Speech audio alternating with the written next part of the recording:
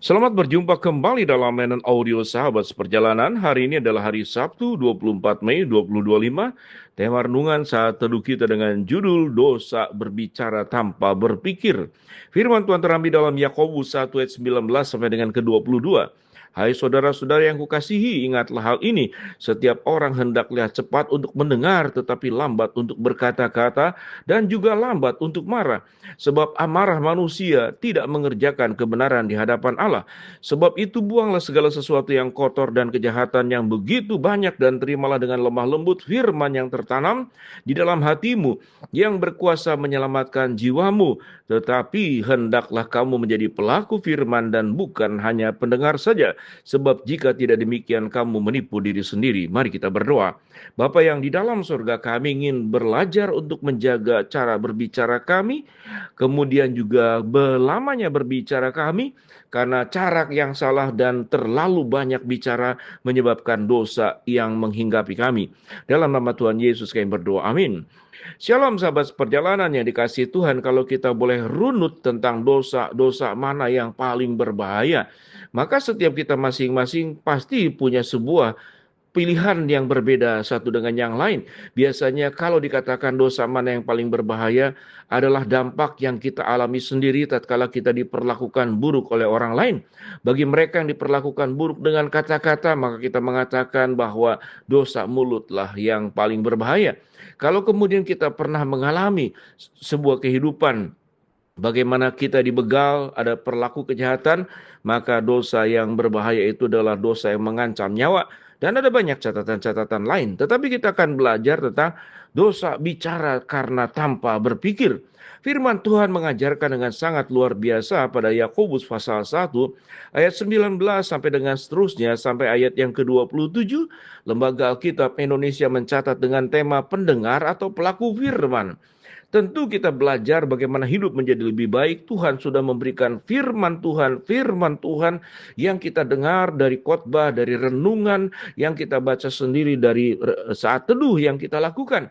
Lalu apa yang menjadi sebuah perbedaan antara orang yang belajar firman cuman mendengar, dia punya pengetahuan banyak, otaknya penuh dengan ayat-ayat Alkitab, dia bisa berdiskusi, bahkan bisa berdebat tentang hal-hal teologis, tapi yang menjadi sebuah pertanyaan, cukupkah menjadi seorang pendengar? Kalau kita boleh berkata bahwa seyogianya seseorang yang menjadi anak Tuhan, sewaktu dia mendengar firman, sebut saja kalau itu disebutkan angka 2 perintah Allah, maka dilakukan harus 2 perintah Allah. Kalau kita belajar firman 10 perintah Allah, maka yang dilakukan adalah 10 perintah Allah. Tetapi menjadi sebuah persoalan tatkala seseorang telah belajar firman, sebut saja sampai 100 pelajaran, tetapi yang dilakukan cuma 1-2, dan itu pun kadang lupa-lupa. Maka kita akan menyebut orang-orang ini yang dikritik oleh Tuhan Yesus sendiri masuk dalam kelompok orang Farisi dan ahli Taurat. Mereka belajar firman banyak, tetapi mereka tidak melakukan. Dari sekian banyak dosa adalah tentang kata-kata. Kita tahu dengan jelas ada banyak orang terhianati, banyak orang kemudian ditipu, banyak orang difitnah, banyak orang yang kemudian diberikan janji palsu. Tidak hanya dalam kehidupan relasi mungkin percintaan, atau juga relasi dalam bisnis dan dalam segala urusan yang lain. Kita dijanjikan hal yang indah, tapi kemudian tidak dilakukan. Apa yang terjadi tentu itu sangat menyakitkan sekali.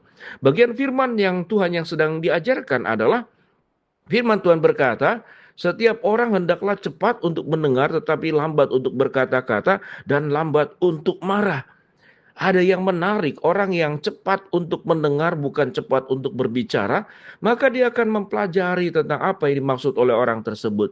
Maka timbul ada empati, ada bentuk sebuah penghargaan. Mendengarkan adalah sebuah pelayanan yang sesungguhnya seringkali dilupakan oleh orang banyak. Di dalam rumah tangga juga sama. Kalau kita tidak mendengar dengan cukup jelas, cukup objektif, cukup baik, kita tidak kemudian terlalu cepat merespon, apalagi berpraduga, berprasangka, lalu sudah memberikan sebuah penilaian tanpa kita belum tahu masalah yang sesungguhnya. Sahabat seperjalanan, maka itu akan menimbulkan sebuah kehidupan di dalam berelasi karena kata-kata yang bisa melukai. Karena kata-kata kita jadi menghakimi orang lain. Karena kata-kata, karena kita terlalu cepat bicara dan tidak cepat untuk mendengar.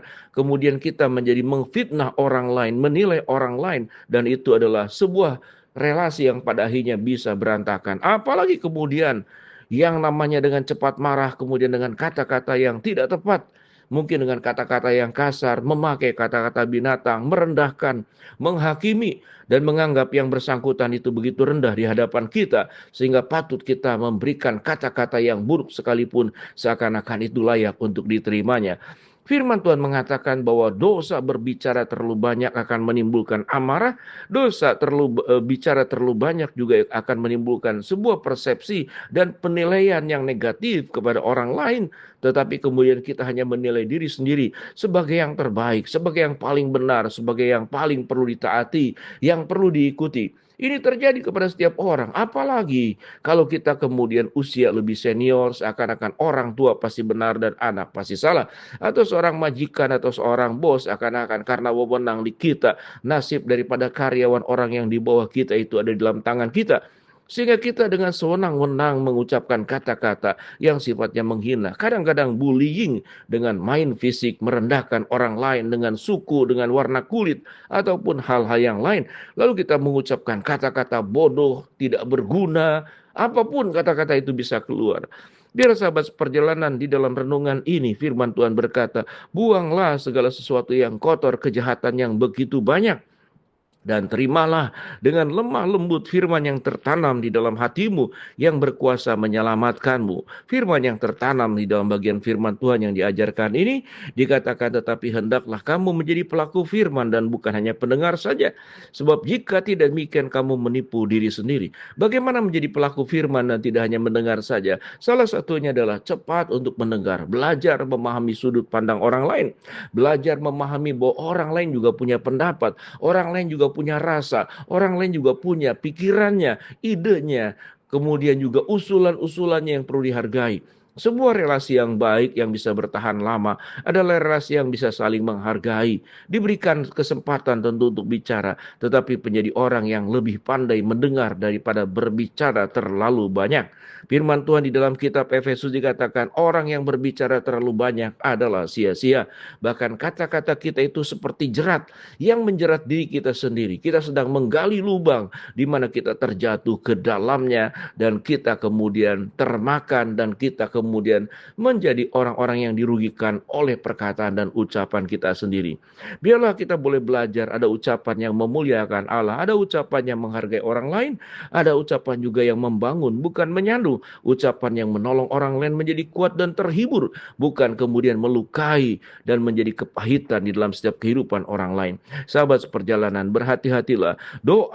Dosa terlalu banyak bicara tanpa berpikir. Karena kita sudah belajar kebenaran firman Allah. Hai saudara-saudara yang kukasihi, ingatlah hal ini, setiap orang hendaklah cepat untuk mendengar, tetapi lambat untuk berkata-kata dan juga lambat untuk marah. Tuhan akan menolong kita. Ayat 20 dikatakan, sebab amarah manusia tidak mengerjakan kebenaran di hadapan Allah. Sebab itu buanglah segala sesuatu yang kotor, kejahatan yang begitu banyak, dan terimalah dengan lemah lembut firman yang tertanam di dalam hatimu yang berkuasa menyelamatkan jiwamu. Mari kita berdoa. Bapa dalam surga, terima kasih buat kebenaran firman Allah yang kami pelajari hari ini. Hamba-Mu berdoa buat sahabat perjalanan yang sakit, Tuhan jamah sembuhkan. Sahabat perjalanan yang sedang menghadapi masalah, Tuhan bukakan jalan. Sahabat perjalanan yang sedang berdoa mengharapkan sesuatu, Tuhan kabulkan sesuai dengan waktu dan rencana Tuhan yang terbaik. Di dalam nama Tuhan Yesus kami berdoa. Amin.